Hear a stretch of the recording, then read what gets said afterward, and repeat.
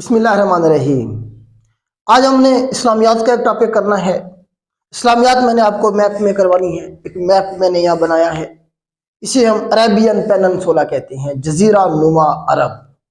آپ نے پڑھا ہوگا میٹرک میں، انٹر میں، کہ نبی پاک صلی اللہ علیہ وسلم نے جزیرہ نما عرب پہ اسلام کی تبلیغ کی، تو یہی وہ جزیرہ نما ہے جسے ہم انگلش میں عربین پیننسولا کہتے ہیں۔ پیننسولا زمین کی ایسی شیپ ہوتی ہے جس کے 3 سائڈوں پہ پانی ہوتا ہے، اس کے 3 سائڈوں پہ پانی ہے، اسے ہم کیا کہیں گے؟ جزیرہ نما عرب۔ یہیں پہ اسلام پھیلا، یہیں سے اسلام شروع ہوگا۔ تو میں میپ میں کچھ چیزیں اور بناتا ہوں یہاں پہ، تو یہ آپ بھی بنائیں۔ یہاں پہ ہمارے پاس یہ جو کنٹری ہے اسے کہیں گے ہم یمن۔ یمن ہے، آج ہم دیکھیں گے یہاں پہ کس طرح سے یمن کے حوالے سے۔ یہ ہمارے پاس عمان ہے، یہ ہمارے پاس سعودی عربیہ ہے، جس میں یہ ہمارے پاس مکہ ہے، اور یہ ہمارے پاس مدینہ ہے۔ مکہ اور مدینہ یاد رکھیے گا، نبی پاک کی برتھ یہاں مکہ میں ہوگی۔ یہ یہاں پہ ہمارے پاس ہے ملک شام۔ اس دور میں ملک شام ہوا کرتا تھا، آج کل تو ویسے ہی درمیان میں عراق بھی ایک کنٹری بن گیا ہے۔ اس کے اوپر یہاں پہ ہمارے پاس فلسطین ہے۔ فلسطین کا ہمارے پاس ایریا ہے۔ تو یہ میپ تھوڑا سا آپ بنا لیں گے تو آپ کو سمجھنے میں آسانی رہے گی۔ تو ہم نے یہ پڑھا تھا، تھوڑا سا بیک گراؤنڈ میں آپ کو پہلے بتاتا ہوں۔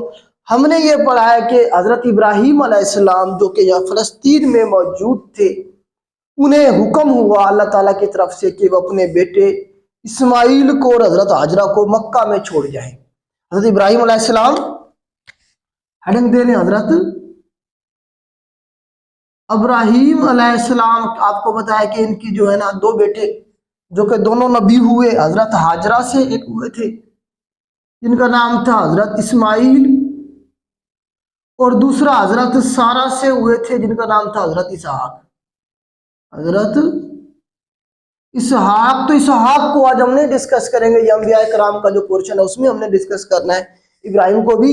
تو ہم نے یہ دیکھنا ہے کہ اسماعیل علیہ السلام اور حضرت ہاجرہ کو ابراہیم علیہ السلام یہاں سے فلسطین سے آئے اور مکہ میں چھوڑ کے چلے گئے۔ مکہ میں رہے، وہ اب زمزم کا نکلنا، وہ سارا واقعہ آلریڈی ہم کر چکے ہیں۔ تو آج ہم نے نبی پاک کی یہاں پہ برتھ دیکھنی ہے، تو اس کے لیے ہم نے اسماعیل کی جو لڑی چلے گی اسی کو آگے لے کے چلنا ہے۔ تو حضرت اسماعیل کی لڑی میں سے آگے چل کے ایک بندہ پیدا ہوگا جس کا نام یاد رکھنا ہے آپ نے، عدنان۔ تو یہ جو جتنے بھی عرب ہیں سارے، سعودی عرب والے، یہاں پہ UAE، عمان، یہ جو کنٹریز ہیں، یہ سارے عدنانی عرب بھی کہلواتے ہیں۔ اور یہ سارے جتنے بھی عرب ہیں یہ سارے کس کی نسل میں سے ہیں؟ اسماعیل کی نسل میں سے ہیں، اور حضرت ہاجرہ کی نسل میں سے ہیں۔ اسی لیے اسماعیل کا جو ٹائٹل ہے وہ کیا ہے ہمارے پاس؟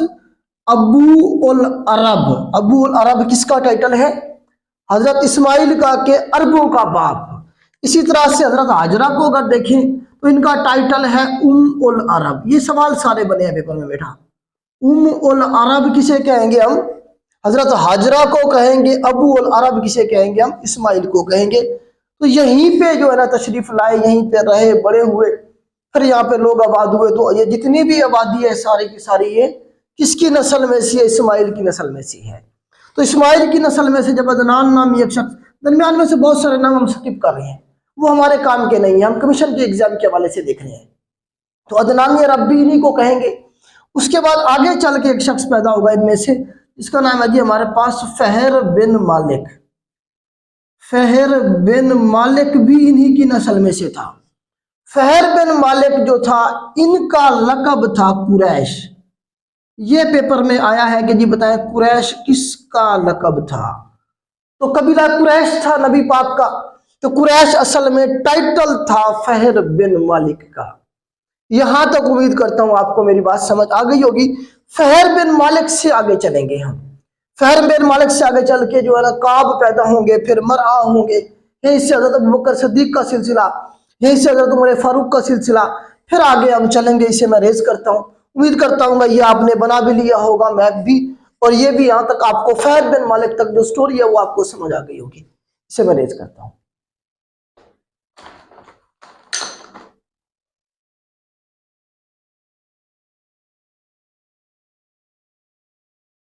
फहर बिन मालिक से बेटा हमने स्टोरी को दोबारा से शुरू करना है। फहर बिन मालिक का जो टाइटल था वो कुरैश था। फहर बिन मालिक से आगे चल के होंगे काब। काब, काब याद रखिएगा आप। काब से फिर आगे चल के होंगे मरा। मरा, मरा से फिर कलाब। कलाब से फिर कुसाई। कलाब से फिर कुसाई। कुसाई से फिर अब्दुल मनाफ। ये नाम आपने जरूर याद करने हैं, बस यहां तक। तो काब से जरा हम देखेंगे, काब से आगे चल के एक साइड पे एक लड़ी तो इधर चलेगी मरा की तरफ, दूसरी लड़ी से हमारे पास होगा जी अदी पैदा। अदी नाम मैं छोड़ रहा हूं दरमियान में से काफी सारे जो हमारे काम किए सिर्फ हम वही कर रहे हैं। अदी से फिर आगे चल के पैदा होंगे हजरत उमर। हजरत उमर फारूक के बारे में आपने जो है ना जी पढ़ा है, मैंने पढ़ाया आपको। तो हजरत उमर फारूक का जो कबीला है वो कौन सा है, सवाल बनता है। तो बनु अदी था उनका, और इनका सिलसिला सब नबी पाक के साथ कहां पे जाके मिलेगा, काब पे जाके मिलेगा। ये सवाल पूछा गया है पेपर में। तो काब पे जाके सिलसिला सब मिला हजरत उमर फारूक का। उसके बाद मरा पे आ जाए, मरा से आगे चल के एक बंदा पैदा होगा जिसका नाम होगा जी तमीम। क्या नाम होगा, Tamim. Banu Tamim is the tribe of हजरत अबू बकर सिद्दीक। तो हजरत अबू बकर सिद्दीक साहब का जो कबीला है वो कौन सा है बेटा, तमीम है। और उनका सिलसिला सब नबी पाक के साथ कहां जाके मिला, मरआ पे मिला। कहां जाके मिला, मरआ पे मिला। उसके बाद आपने कुसाई याद रखना है। कुसाई साहब जो हैं ये वो पहले बंदे हैं नबी पाक की खानदान में से जिन्हें खाना काबा की चाबियां मिली। ये सवाल बनता है नबी पाक के खानदान में सबसे पहले चाबियां किसके पास आई खाना काबा की, वो कुसाई के पास आई थी। इन्हीं को कहा जाता है कि ये मक्का का पहला जमहूरी हुक्मरान भी यही था। कुछ लोग फहर बिन मालिक के बारे में कहते हैं, कुछ कहते हैं कुसाई के बारे में। कुसाई से फिर आगे चल के अब्दुल मनाफ साहब पैदा हुए। अब्दुल मनाफ से आगे हम जरा डिस्कस करते हैं, उसे मुझे रेज करना पड़ेगा। उम्मीद करता हूं यहां तक आपको सारी स्टोरी समझ आ गई होगी। बैकग्राउंड जानना जरूरी है, नबी पाक की जो बर्थ होगी कहां पे हुई, थोड़ा सा बैकग्राउंड का आपको पता होना चाहिए। ये सारे सवाल बने हैं पेपर में बेटा, इसे मैं रेज करता हूं।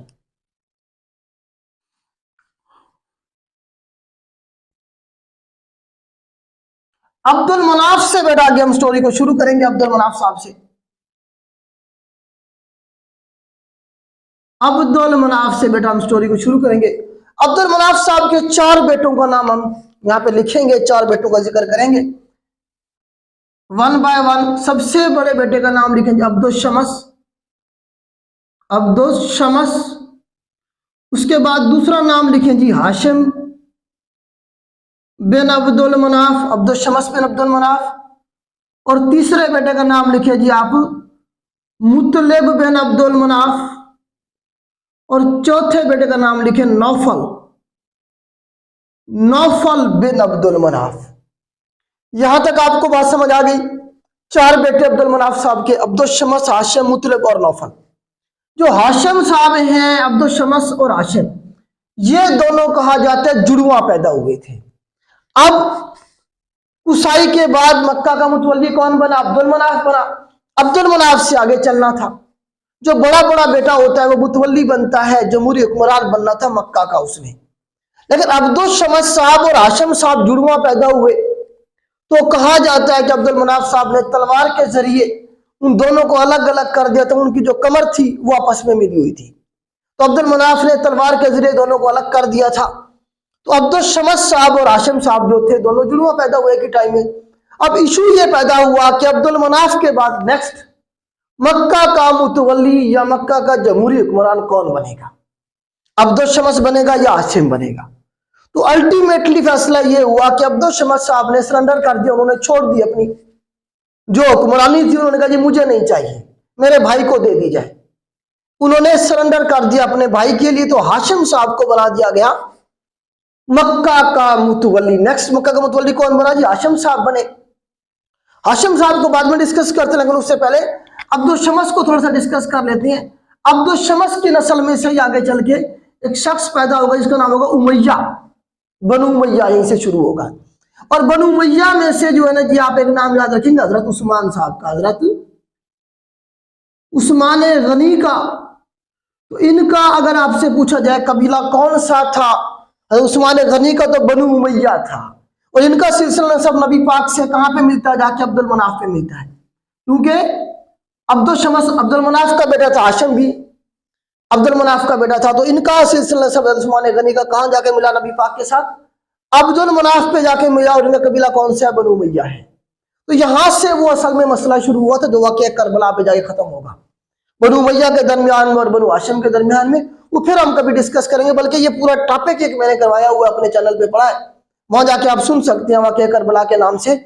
उसमें सारे जो इवेंट है किस तरह से चले और गए, क्योंकि इसी लड़ी में से हज़रत उस्मान की जो लड़ी थी बनु उमैया में से आगे चल के, बनु उमैया में से जो है ना आगे चल के आप देखेंगे हजरत ये जो है ना पैदा होंगे अबू सुफियान साहब। अबू सुफियान के बाद हज़रत अमीर माविया, उसके बाद फिर यजीद और इमाम हुसैन का आपको पता है कि वाकया करबला का हुआ था। तो इस तरह से ये जो इवेंट है इस तरह से समराइज होगा, ये हम फिर कभी डिस्कस कर लेंगे। तो हमने डिस्कस करना है आज नबी पाक को, हाशिम साहब को। अब हाशिम साहब जो है मक्का के मुतवल्ली हो गए। अब जरा मैप को भी इस्तेमाल करेंगे, मक्का के मुतवल्ली हो गए। मक्का के अंदर जो जरिया माश है ना बेटा, वो कोई नहीं है। यहाँ के लोग खाना बदोश थे, तिजारत करके अपना गुजारा चलाया करते थे। इस दौर में, जिस दौर की मैं बात कर रहा हूं, दो बड़ी मंडियां हुआ करती थी, एक यमन की मंडी, एक शाम की मंडी। मैंने बनाया हुआ है शाम और यमन। अब मक्का के लोग सर्दियों में जाते यमन, विंटर में, लिख लें जरा, पूछा गया पेपर में, ये विंटर में जाएंगे किधर, यमन, तिजारत के लिए सर्दियों में। और गर्मियों में, समर में जाएंगे शाम, समर में जाएंगे शाम तिजारत करने के लिए। यहां से माल लेके जाएंगे, उधर बेचेंगे, वहां से लेके आएंगे, यहां बेचेंगे। अब हाशिम साहब भी यही काम करेंगे। तो हाशिम साहब भी क्या करेंगे, तिजारत के लिए मक्का से शाम जाएंगे और यमन जाएंगे। जब शाम जाएंगे तो रास्ते में क्या पड़ता है, मदीना पड़ता है। मदीना में रुकना पड़ेगा, ये सामने आपको नजर आ रहा है। काफिले चला करते थे सैकड़ों की तादाद में, और कई महीनों का सफर था ये। तो जब काफिले यहां से मक्का से जाएंगे शाम, तो रास्ते में मदीना में रुकेंगे। तो हाशिम साहब भी जा रहे थे काफिले के साथ शाम माल बेचने के लिए। रास्ते में मदीना में रुके, मदीना में रिश्तेदारियां तो थी उनके यहाँ। जब रुके तो हाशिम साहब को आप कह सकते हैं कि उन्हें एक औरत के साथ मोहब्बत हो जाती है, जिनके साथ उनकी शादी हो जाएगी इसी वक्त। अभी काफिले के साथ जा रहे हैं, रुके वहीं पे इनकी शादी हो गई। किसके साथ, सलमा नामी औरत के साथ। लिखे ना जी, सलमा नामी औरत के साथ क्या हो गया जी, इनका निकाह हो गया, शादी हो गई। किसकी, हाशिम साहब की। हाशिम साहब की निकाह कर दिया गया किनके साथ जी, सलमा नामी औरत के साथ। अब देखें, अब मदीना से उन्होंने जाना है शाम। तो बजाय कि वो अपनी बेगम को, अपने बच्चों को लेके जाए शाम, फिर यहीं से उन्होंने गुजरना था, वापस आना था। तो उन्होंने फैसला ये किया, हाशिम साहब ने अपनी बेगम सलमा से कहा कि आप इधर ही रुके मदीना में, मैं जाता हूं माल बेच के, जब वापस आऊंगा यहीं से आपको लेता जाऊंगा अपने घर। तो हाशिम साहब ने अपनी बेगम सलमा को यहीं छोड़ा मदीना में और चले गए शाम। जब शाम पहुंचे हाशिम साहब, तो शाम में उनकी क्या हो गई, डेथ हो गई, वो बीमार हुए और वहीं पे वो फौत हो गए। अब वो दौर था, बॉडी को वापस भी नहीं लाया जा सकता था और कई महीनों का सफर था। तो हाशिम साहब को वहीं शाम में दफन कर दिया गया। अगर आपसे पूछा जाए हाशिम साहब की जो कब्र मुबारक है किधर है, तो वो शाम में है आज भी। काफिला वापस आ गया, काफिले में कुछ लोगों को पता था शादी के बारे में, कुछ को नहीं पता था, बात भूल गए, बात बहुत लंबी हो गई। किसी ने नहीं बताया मक्का में मुतलिब को या अब्दुल मनाफ के खानदान को, जी आपके भाई ने उधर शादी की थी। इस तरह टाइम गुजरता गया। कितना टाइम गुजर गया, तकरीबन कहा जाता है कि जो है ना 8 साल गुजर गए, राउंड अबाउट 8 साल, 6 से 8 साल कहा जाता है मुख्तलिफ रिवायात में। इतना टाइम गुजर गया तो तब जाके मुतलिब को पता चला कि जी हमारे भाई ने उधर शादी की थी और वहां पे क्या है जी, मदीना में हमारी जो भाई की बेवा है वो मौजूद है। तो मुतलिब साहब को तकरीबन कोई 8 सालों के बाद पता चला कि जी हमारे भाई हाशिम ने शादी की थी मदीना में और उसकी जो बेवा है वहीं पे मौजूद है। تو مطلب صاحب تیاری کریں گے یہاں سے مکہ سے اپنی بیوہ بھابھی کو لینے کے لیے، میں جاؤں بھائی لے کے آؤں. عربوں میں یہ بڑا کلچر تھا کہ وہ ذرا عزت کو تھوڑا سا پروٹوکول مطلب رسپیکٹ وغیرہ یا خدمت گزاری زیادہ تھی. تو اس طرح سے مطلب بن عبد المناف صاحب نے تیاری کی اور مکہ سے نکل پڑے مدینہ کی طرف. کسے لینے کے لیے؟ حضرت سلمہ کو لینے کے لیے، اپنے بھائی کی بیوہ کو لینے کے لیے. جب مطلب صاحب پہنچے مدینہ میں تو انہیں پتا چلا کہ صرف سلمہ نہیں ہے بلکہ ان کے ساتھ ایک بچہ بھی ہے جس کا نام کیا ہے؟ جی شیبہ ہے. جس کا نام کیا ہے؟ شیبہ ہے. شیبہ یاد رکھیے گا یہ سلمہ کا بیٹا تھا، ہاشم کا بیٹا تھا. تو مطلب صاحب نے کیا کیا جی؟ مطلب صاحب نے سلمہ کو لیا اور ساتھ میں شیبہ کو لیا، دونوں کو لے کے واپس آ گئے مکہ میں. اب مکہ میں جب آ گئے تو مکہ والوں کو کچھ لوگوں کو پتا تھا، کچھ کو نہیں پتا تھا. جنہیں نہیں پتا تھا انہوں نے سمجھا کہ یہ جو سلمہ ہے یہ ان کی غلام ہے مطلب کی، اور جو شیبہ ہے یہ بھی اس کا غلام ہے، اس کا بندہ ہے. تو لوگوں نے شیبہ کو بلانا شروع کر دیا عبد المطلب. کیا بلانا شروع کر دیا؟ عبد المطلب بلانا شروع کر دیا. مطلب شیبہ صاحب جو تھے یہ مشہور ہو گئے مدینہ میں کس کے نام سے؟ عبد المطلب کے نام سے، مطلب کا بندہ. حقیقت میں تو مطلب کیا تھا؟ چچا تھا، مطلب کا بیٹا تو نہیں ہے. اب کمیشن میں بھی یہ سوال پوچھتا ہے کہ نبی پاک کے دادا کا نام عبد المطلب آپ یاد رکھتی ہیں، جو وہ پردادا کا نام کہتا ہے، گرینڈ فادر کا نام دیتا ہے، تو پھر سارے عبد المطلب کے بجائے وہ کہتے ہیں مطلب ہوگا، حالانکہ مطلب تو چچا تھا. تو نبی پاک کے جو پردادا ہے ان کا نام ہاشم ہے، مطلب نہیں ہے. یہ کوشچن یہاں سے ذرا کلیئر کریں گے آپ، کیونکہ مطلب صاحب تو چچا تھے. شیبہ پھر پوچھتا عبد المطلب کا اصل نام کیا تھا؟ تو عبد المطلب کا اصل نام تو شیبہ تھا. تو یہاں سے تھوڑا سا آپ یہ کنسپٹ کلیئر کریں گے. تو عبد المطلب صاحب جو ہے نا مشہور ہو گئے مکہ میں، شیبہ ان کا اصل نام تھا. اب عبد المطلب صاحب متولی بنے مکہ کے. جب عبد المطلب صاحب متولی بنیں گے نا، اس کے بعد کے واقعات میں یہ ریز کرتا ہوں، اس کے بعد میں سناتا ہوں کہ کس طرح سے یہاں پہ واقعات ہوئے، اسے میں ریز کرتا ہوں.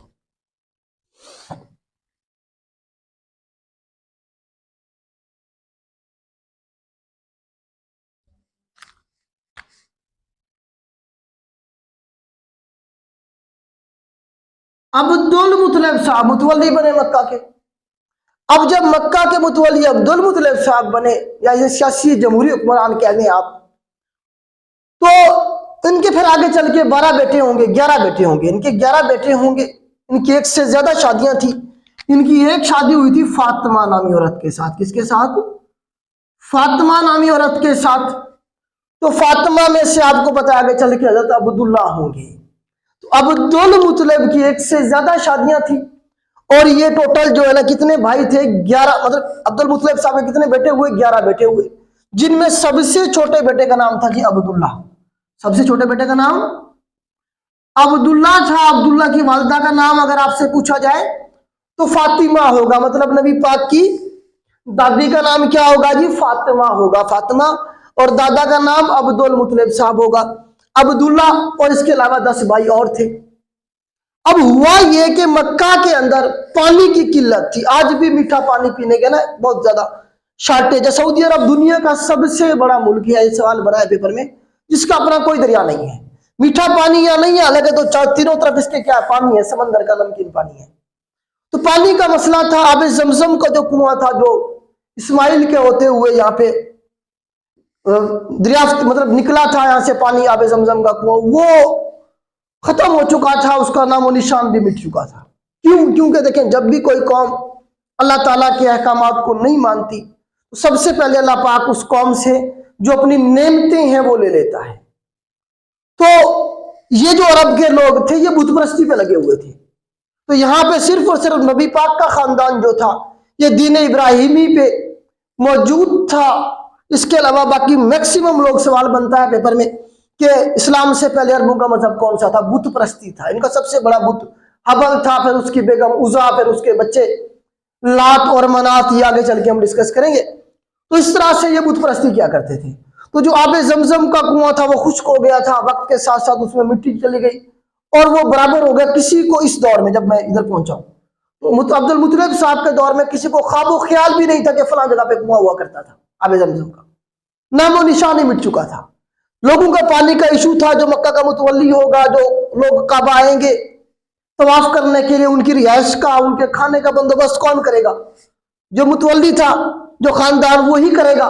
تو عبد المطلب صاحب کا خاندان کیا کرتا تھا؟ ذمہ داری تھی، حضرت عباس کی ذمہ داری تھی، وہ پانی لے کے آتے اور لوگوں کو پانی پلایا کرتے تھے جو بھی آتے یہاں پہ۔ اچھا اب کیا ہوا جی؟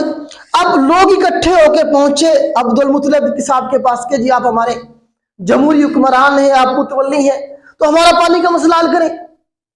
عبد المطلب صاحب نے اللہ پاک سے دعا کی کہ اللہ پاک جنمن مسئلہ ہے، لوگوں کا تکلیفیں اٹھا رہے ہیں، کچھ راستہ بتائیں۔ تو کہا یہ جاتا ہے کہ عبد المطلب صاحب کو رات کو خواب آیا، خواب میں انہیں بتایا گیا کہ فلاں جگہ پہ جائیں اور جا کے جو ہے نا کھدائی کریں، وہاں پہ کیا نکلے گا؟ پانی نکل آئے گا۔ عبد المطلب صاحب صبح اٹھے، اپنے بیٹوں کو بلایا، ان سے خواب ڈسکس کیا۔ تو بیٹوں نے کہا ابا حضور ہم تو حاضر ہیں، بتائیں کیا کرنا ہے۔ تو عبد المطلب صاحب نے کہا کہ ہم ایسے کرتے ہیں، ہم ایک منت مانگتے ہیں، ہم اپنے آپ سے ایک وعدہ کرتے ہیں، ہم اللہ پاک سے ایک وعدہ کرتے ہیں کہ اگر ہمارا اتنا بڑا مسئلہ حل ہو جاتا ہے تو ہم اپنے دادا ابراہیم کی طرح، جس طرح ہمارے دادا ابراہیم نے اسماعیل کو قربان کر دیا تھا، اللہ تعالیٰ کے سامنے پیش کر دیا تھا قربانی کے لیے، اگر ہمارا یہ مسئلہ حل ہو گیا، اگر ہمارا یہ خواب سچ ہو گیا، تو میں اپنے 11 بیٹوں میں سے ایک بیٹا تیرے نام پہ، اللہ کے نام پہ قربان کر دوں گا۔ یہ وہ وعدہ کرتے ہیں، اس کے بعد جا کے پہنچ جاتے ہیں، کھدائی کرتے ہیں، ایک خاص گہرائی کے بعد وہاں سے پانی نکل آتا ہے۔ جب پانی نکل آ گیا تو خوشی خوشی مکہ میں جو لوگ تھے ان میں عبد المطلب صاحب کا جو مرتبہ تھا، جو رسپیکٹ تھی، وہ اور بھی زیادہ ہو گئی، کیونکہ اتنا بڑا مسئلہ حل کر دیا عبد المطلب صاحب نے۔ اب خوشی خوشی میں کیا ہوتا ہے؟ آپ نے جو لوگوں سے وعدے وعید کیے ہوتے ہیں وہ آپ بھول جاتے ہیں۔ تو عبد المطلب صاحب نے بھی جو وعدہ کیا تھا اللہ پاک سے وہ بھول گئے۔ پھر عبد المطلب صاحب کو یاد کروایا گیا، ریمائنڈ کروایا گیا کہ جی اے عبد المطلب، ہم نے اپنا وعدہ پورا کر دیا ہے، آپ بھی اپنا وعدہ پورا کریں۔ تو پھر عبد المطلب صاحب نے بلایا، اپنے بیٹوں کو اکٹھا کیا، ہاں جی قربانی دینی ہے۔ تو بیٹوں نے کہا بہادر ہم حاضر ہیں۔ اب 11 بیٹے ہیں، 11 میں سے کون سے کو قربان کیا جائے؟ قرآن اندازی کی گئی اس دور میں، جو بھی طریقہ کار تھا قرآن نکالنے کا، تو قرآن نکلتا ہے عبداللہ صاحب کے سر، عبداللہ صاحب کے سر کیا نکلے گا؟ قرآن نکلے گا۔ لیکن عبداللہ صاحب کیا تھے جی؟ سب سے چھوٹے تھے، باپ کو بھی پیارے تھے، بھائیوں کو بھی پیارے تھے۔ بھائیوں نے بھی ریکویسٹ کی ابا حضور عبداللہ کو چھوڑ دیں، ہم میں سے کسی کو قربان کر دیں، لیکن عبد المطلب صاحب نے کہا ایسے کیسے ہو سکتا ہے؟ پھر اس دور کے جو پڑھے لکھے لوگ تھے، جو دین ابراہیمی پہ موجود تھے، ان میں سے کسی نے مشورہ دیا کہ آئے عبد المطلب، کیا مجھے یہ بتائیں ابراہیم نے اپنے بیٹے اسماعیل کو ذبح کر دیا تھا؟ انہوں نے کہا نہیں کیا تھا۔ انہوں نے کہا پھر کیا کیا تھا؟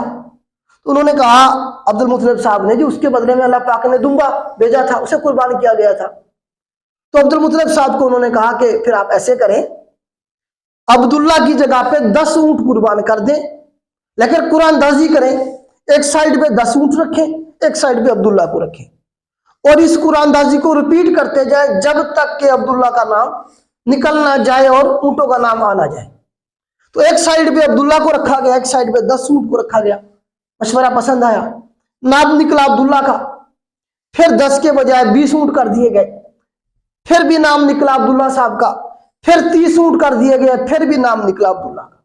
اس طرح اونٹوں کی تعداد بڑھاتے گئے اور 100 اونٹ ہو گئے ایک سائیڈ پہ، اور ایک سائیڈ پہ عبداللہ کا نام تھا۔ جب ایک سائیڈ پہ 100 اونٹ ہو گئے اور ایک سائیڈ پہ عبداللہ کا نام تھا، تب جا کے 100 اونٹ کے نام کا قرآن نکلا۔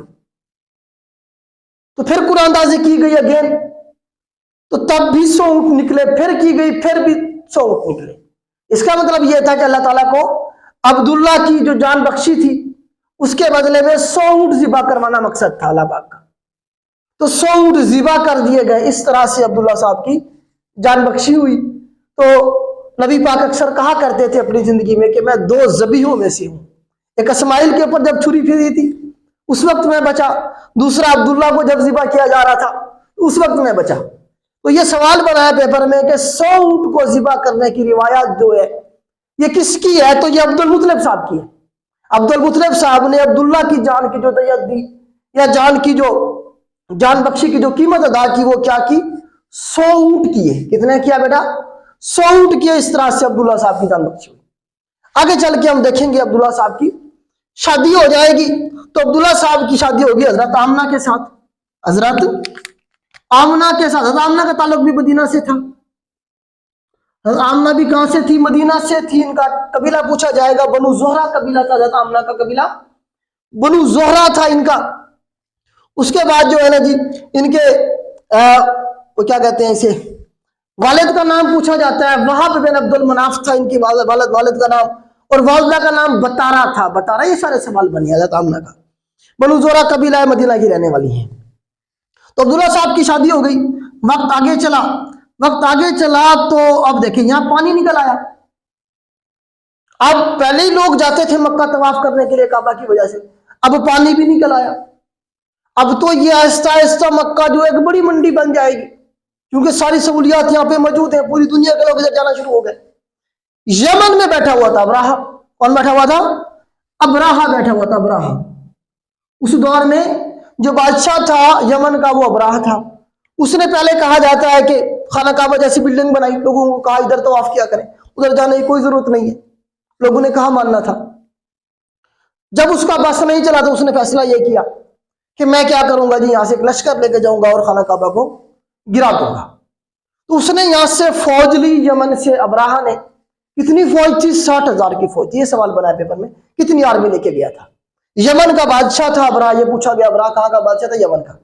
अब ये यहां से फौज लेके गया जिसमें हाथियों का लश्कर था, और 60,000 की फौज लेके पहुंचा इधर मक्का। और इसका प्लान क्या था कि मैं मक्का को गिरा दूंगा, खाना काबा को गिरा दूंगा, मक्का को मैं बर्बाद कर दूंगा। अब मक्का का मुतवल्ली कौन है? अब्दुल मुतलिब साहब है।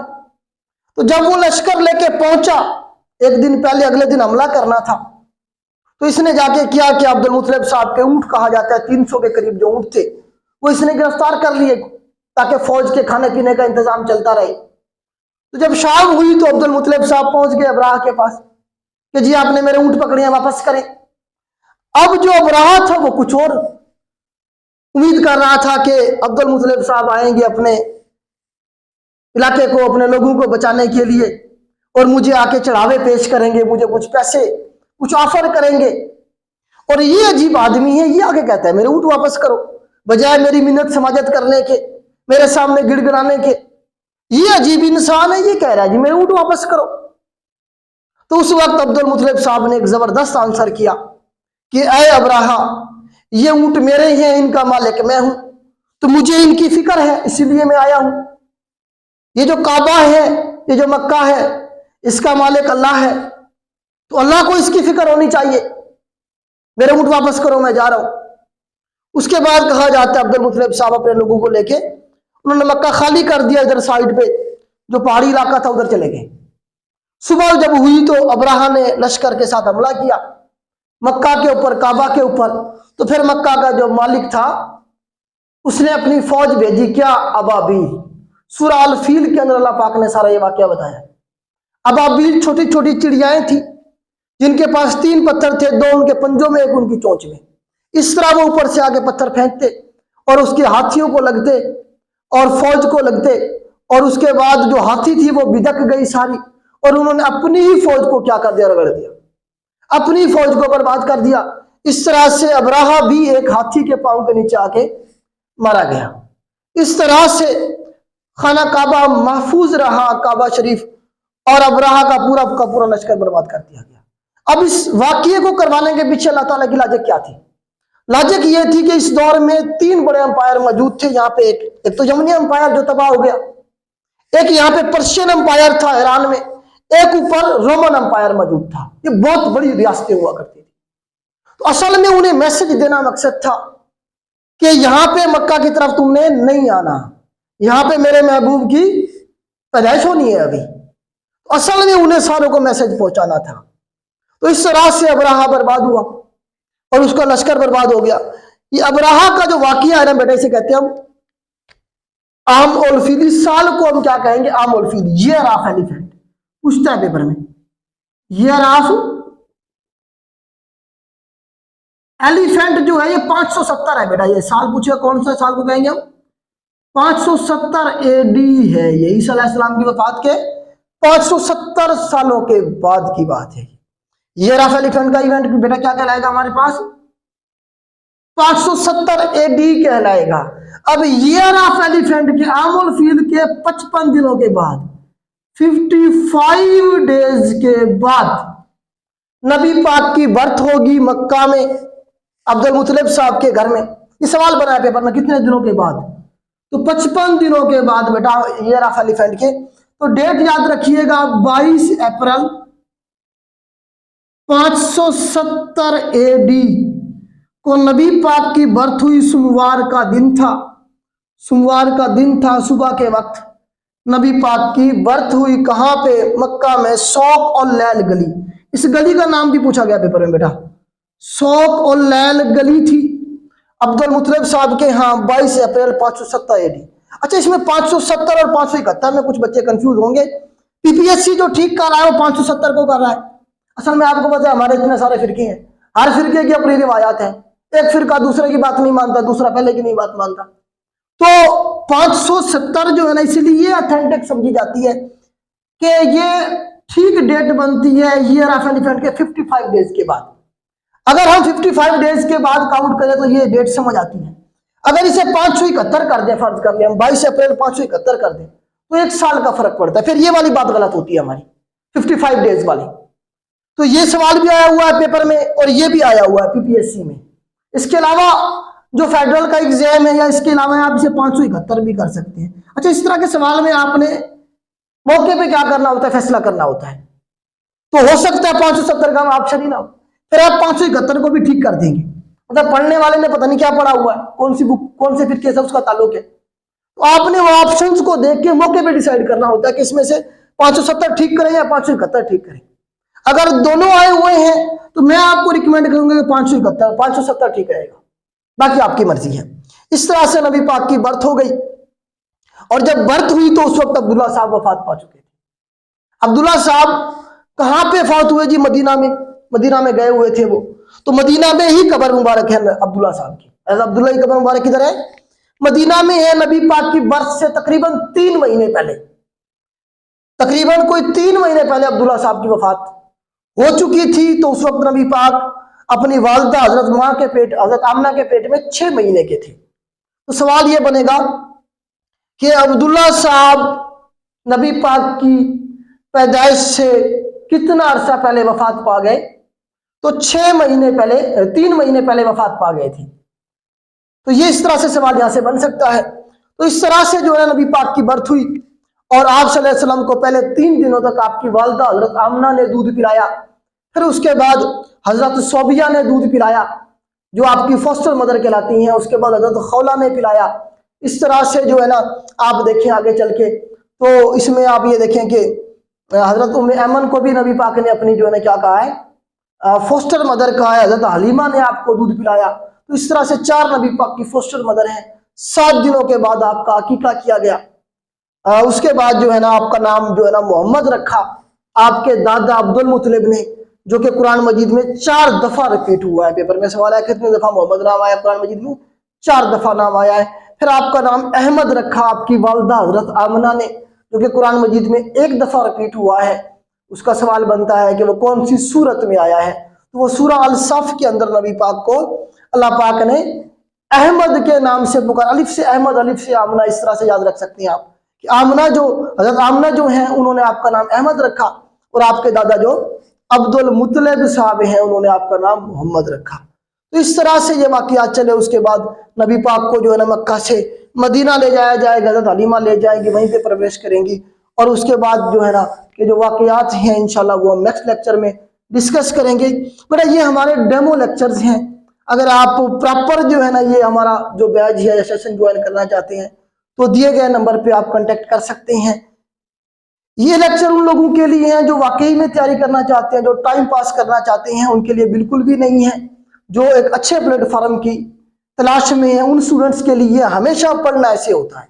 आप खुद भी इस तरह से बना सकते हैं, क्वेश्चन को जोड़ के कनेक्ट करके जो क्वेश्चन पास पेपर में आए हैं उन्हीं को जोड़ के आप एक स्टोरी की फॉर्म में आप चीज़ों को तैयार कर सकते हैं। तो आज के लिए इतना ही। अल्लाह हाफिज।